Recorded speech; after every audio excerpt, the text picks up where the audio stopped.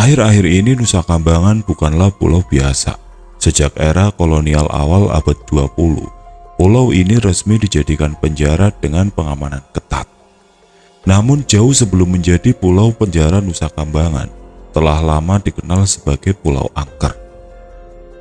Pulau ini sudah dikenal keramat bagi keluarga istana dinasti Mataram dan kerap dijadikan tempat untuk melakukan ritual. Pulau ini dipercaya pusat ibu kota makhluk halus yang membawahi seluruh wilayah di tanah Jawa, yang dikuasai oleh sesosok makhluk halus Betari Durga, dan konon di pulau ini terdapat bunga Wijaya Kusuma yang berarti bunga kemenangan. Bunga Wijaya Kusuma dipercaya mampu mengembalikan tahta Amangkurat I yang kala itu dalam pelarian ke Tegal karena istana Kartasura diduduki oleh Trunojoyo. Sejak itu Pulau Nusa Kambangan pun dikenal sebagai Pulau Bunga-bungaan. Hingga pada tahun 1836, orang-orang Belanda mulai membangun pulau ini sebagai benteng pengawasan, sekaligus pertahanan dari ancaman bajak laut. Namun pada tahun 1852, wabah malaria melanda Nusa Kambangan dan menelan banyak korban jiwa. Mereka tak lain adalah penduduk pribumi yang dipekerjakan untuk membangun pulau. Sebagai gantinya, didatangkanlah ratusan narapidana dari berbagai wilayah untuk melanjutkan pembangunan benteng. Selain benteng, bangunan penjara untuk menampung 300 orang pun mulai didirikan di sini.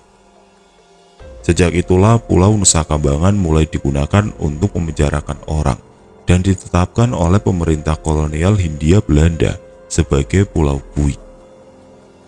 Sejak tahun 1980, bangunan terus berlanjut dari tahun ke tahun, dan setidaknya ada 9 bangunan yang difungsikan sebagai bui di pulau ini, yang berlanjut dari era Presiden Soekarno, Soeharto hingga saat ini.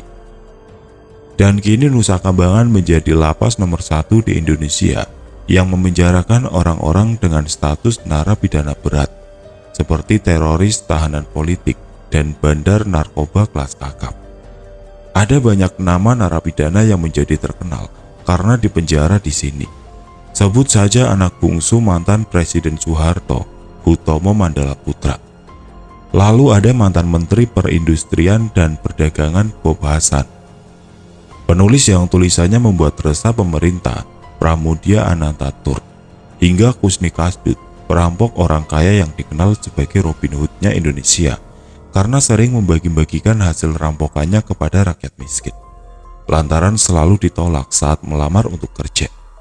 Selain itu, Nusa Kambangan kini menjadi titik pelaksanaan hukuman mati bagi beberapa narapidana, mulai dari tahanan yang dituduh terlibat G30S, dituduh anggota PKI, tahanan kasus pembunuhan berantai, dan sejumlah pidana kelas berat lainnya.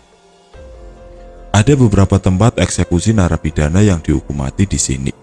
Bukit Nirbaya salah satunya. Nirbaya berupa bukit dengan lembah yang terletak di ujung selatan Pulau Nusa Kambangan. Tidak sembarangan orang bisa datang ke sini.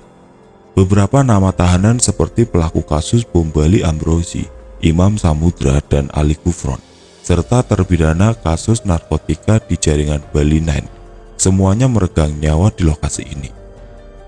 Menurut kesaksian para warga, mereka seringkali mendengar suara misterius yang dipercaya berasal dari arwah mereka yang tidak tenang.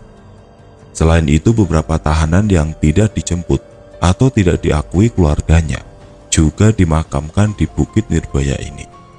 Tidak ada penghuni di bukit yang ditutupi oleh berbagai flora ini, selain fauna liar yang memang menambah kesan angker dan gelap, membuat siapa saja mampu merasakan aura negatif di sini. Apalagi di malam hari, tempat eksekusi narapidana selanjutnya ada sebuah jalan yang berkelok tajam dan minim penerangan dan dikenal dengan nama Jalan Tunggal Panaluan. Ada banyak kecelakaan yang terjadi di jalan ini dan menelan korban yang tidak sedikit pula.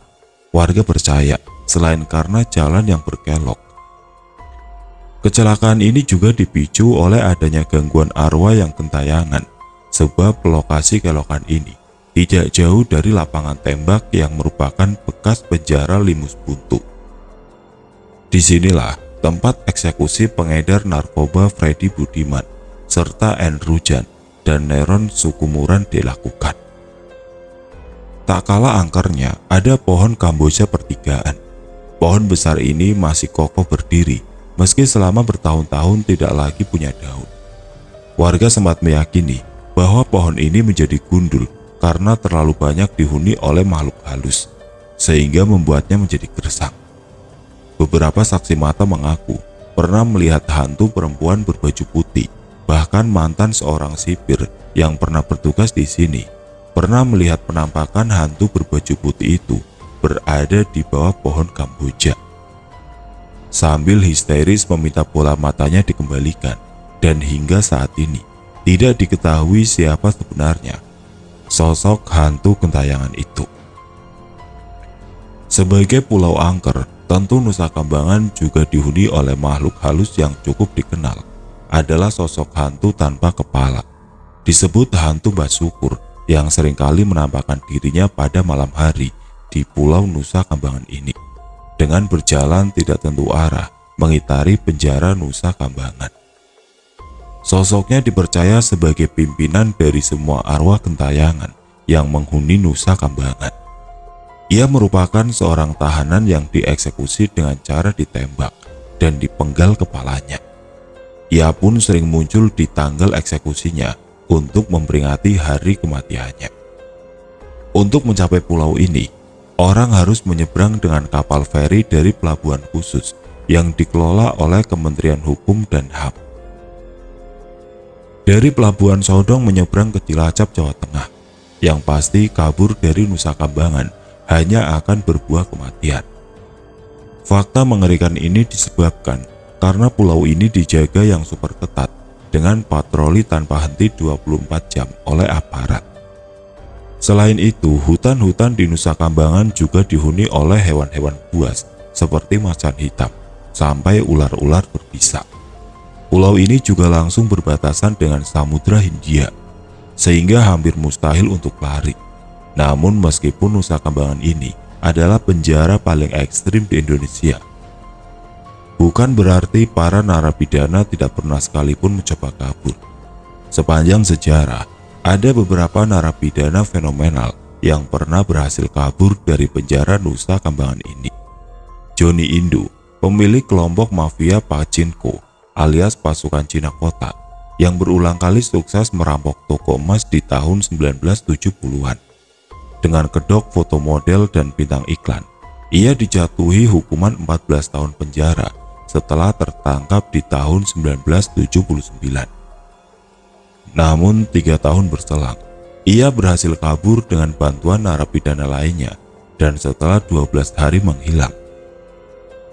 Ia terpaksa menyerahkan diri karena tersesat di hutan bakau sekitar pulau. Dan setelah bebas, namanya kemudian dikenal sebagai aktor film dari kisah hidupnya sendiri. Nasib berhasil saat melarikan diri pun kembali terjadi pada Hendra bin Amin dan Agus Triadi bin Mas Imun. Selain itu ada Saman Hasan Sadek Lele alias Messi yang berhasil kabur dengan cara mencuri seragam petugas lapas dan menyamar. Lalu hingga saat ini tidak diketahui kemana perginya. Serta Kadarmono alias Darmo bin Sukandar yang berhasil kabur saat ditugaskan menggembala sapi dan tidak ditemukan hingga saat ini, dan diduga masih berkeliaran di Pulau Nusa Kambangan. Beberapa orang percaya bahwa ia punya kekuatan ilmu sakti yang disebut ilmu kanuragan, sehingga dia sulit untuk diringkus. Nusa Kambangan menjadi saksi dari banyaknya nyawa yang melayang. Tidak heran jika kemudian beberapa tempat di area penjara ini dikenal memiliki penghuni.